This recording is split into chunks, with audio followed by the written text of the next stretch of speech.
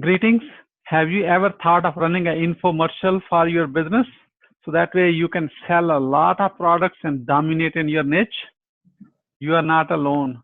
Before you even do it, let me share with you what I know a little bit. There are so many infomercial companies and they are very expensive. Number one thing common which I have noticed, I don't know about you, is they are when their infomercial is running, they're almost like a yelling and selling, enforcing you to buy right now.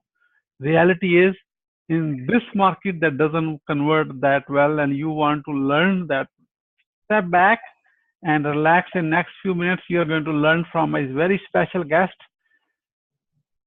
They do it differently and their ROI and is very positive and their success rate is way higher than. I kind of begged her to actually come on the show and share with us how our audience can actually think through, do it better for themselves. In case you don't know me, my name is Mohammed Siddique. I'm the host of Growth Hacking Show, where we bring founders, CEOs, serial entrepreneurs, and share their experience as a paid forward how we all can help each other. So in this episode, please join me, CEO and founder of Avalanche Creative Services, and no other than Ava Seavey. Ava, please welcome. Welcome. I'm so happy to be here, Siddique. Thank you. Ava, let me start with this. Where were you? What happened? Who you were surrounded with that inspired you to get into this very creative services industry? I was actually working in Madison Avenue mainstream advertising, shooting regular commercials that run on TV, 30-second spots that ran on Academy Awards and the Super Bowl and regular television. And I hired this fellow to work under me. Very nice man. It didn't work out, so I actually fired him. And then he turned up at this company, and he actually called me up one day and said, "Hey, I'm doing this half-hour show. It's like a long commercial. Would we be able to come and edit with you?" And I was like, "What is that?" He not only did I fire him, but then he came back because we had a great relationship, and he became my client, and we started editing these infomercials, which they weren't even called way back then. This was in the early 90s. And I got very intrigued with the idea of being able to take a longer format and do more inventive things with it, rather than just the audience talk shows standing up and clapping, which is what the old infomercials were. But I thought, what if a brand client was able to use half an hour to, say, introduce a new car model, or introduce a new kitchen appliance, or launch a new beauty line. So I thought, wow, I could take this format and make it a little bit more sexy, a little more interesting, and elevate the production value up so it would look more like a real brand. So I became very entranced and very intrigued, and that's how my career started, by accident. Oh, that is a great. In fact, that's a great accident. So 27 years later, you are here and impacting the world. That's right. Eva, based on your almost 3 decades of experience, we want to know what are the top 3 missteps to avoid to grow your business. I'm sure you have gone through many of them, but we just want your top 3. My top 3, without fail. One is, especially as a woman, sometimes a woman alone in business can feel very alone. But my advice is, do not bring in a partner unless they're bringing a lot of money to the table or a host of clients. Don't just bring in a partner because you want to feel like you have another person. It's a big mistake. I've done it in the past. I will never do it again. So that's my number 1. My number 2 is don't feel compelled to hire relatives. Sometimes hiring a relative is a big double-edged sword, and it can really work against you. It can cause unnecessary stress with other employees who feel marginalized or compromised. And it can ruin personal relationships. So I have made this mistake. I have paid the price, and I will never hire a relative again. The other one is don't stray that far from your strengths. Don't try to get into markets that you don't fully understand, into verticals that are too far outside your reach, and to create new business entities that are too far afield from what your core strength is. Better to build on what you already do well and just expand on that. I have also made this mistake many times, and it's cost me a lot of money and time and energy, and I learned the hard way. So. Very well said. So quick recap: do not bring a partner, do not hire relatives, and stay focused to your core strength instead of trying to stretch in the weakness area. In fact, try to hire people who cover that weakness so that brings you better team. That's right. So that's a great wisdom. Thank you. And now let's talk about something positive. That was a mistake. So based on your experience, what are your top 3 success secrets? Top 3 success secrets, which is a core to your business based on, of course, you have done your company for a long time and you have seen so many clients working with them. Yes. So we just want the top 3. Yes, we have worked with a large variety of clients, from startups with the owner working out of their home to Fortune 500 corporations. However, my 3 secrets would apply to all of them. The first one is take risks, stand out, be different. Don't try to be like everyone else. Don't try to be like your competitors. Be different, be brave, stand out. One example of this is when I first started in the industry, I knew no one. And I used to go to trade shows to try to meet people. And I would wear these crazy hats. And, you know, I would wear fascinators, which are kind of a European kind of mini hat. And I would say to the people, just look for the woman in the hat, because no one else did. And everyone knew me as the hat woman. Now, I'm not a big hat wearer, but it got me attention at these shows, and I stood out. And because I'm in a creative industry, it made me seem kind of like this flamboyant person, which I'm really not, but it kind of gave the impression to people, this is a creative person, she stands out. And it helped me get work. Another one is treat your employees better than you treat anyone else. Treat everyone great, but your employees are the kings and queens. I mean, I worship them. I am so grateful for them. I can't run a business without my wonderful employees, both my full-time people and my part-time people. And I'm so grateful every day for their incredible service, their wisdom, their abilities to do things that I can't do. I can't do everything myself. So treat your employees like gold. It will come back to you in spades. And the last one sounds really counterintuitive, but it's to fire bad clients. When they become unprofitable, unwieldy, too abusive, or if they really feel like they're not a good fit for you. I've been so desperate at various points in my business where I so desperately needed money, yet a client would come along and I thought, I can't work with this person. And I fired them. And I have fired large accounts in the past. And it hurt me financially, but in the long run, it was better. So fire bad clients. Don't be afraid to do that, because it's a two-way street. You're giving a service and the client is hiring you. It doesn't mean that the client is God. It doesn't mean that the client can dominate you and force you to do things that are either against your corporate brand, against your integrity, against your honor, or against your financial success. I don't run a nonprofit. I run a business to make a profit. So if a client is going to drive me so deep down to the point where I'm not making any money, what's the point? Oh, very well said. So be different and treat your employees as gold. And respect everyone. However, you have to, your team is the real, like a whole crew, and you have to treat them with respect and dignity and give them, like you say, you worship your employees. That's a big statement. And fire your bad clients. In fact, I say fire your bad clients to your competitor in exchange for a referral fee. Yes, absolutely. And I have done that too. Yeah, that's good.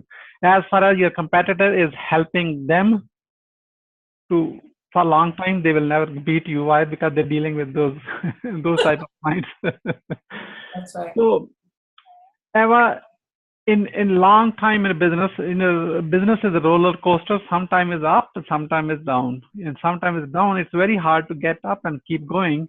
So in the downturns, when you feel like, oh my God, I don't think so I'm going to survive this time. That's part of running a business. Absolutely. How you keep going? Oh boy. That is really hard. I've been at least 3 or 4 times in my life at a place where I think, can I salvage this? Can I reinvent myself again? Do I have the energy and the strength and the wisdom to do this when you have like $5 in your account and you owe $500,000? It's like, how can I possibly ever pull myself up out of this?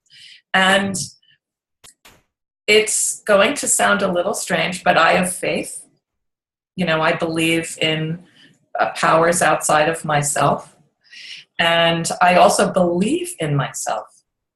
I know that what I'm offering is valuable, and I just send good thoughts into the universe that the clients that need my services will appreciate what we offer, and it will shine a light on them to see that, wow, this company can really help me make money, so I'm going to hire them. And I network a lot. I will call up people in the industry and ask for a referral. I will not be bashful about that. I will say, look, I'm kind of slow right now. Can you send anything my way? And I know for women that's really hard. I know men, boom, boom, boom, the men just pick up the phone. Hey, give me a job.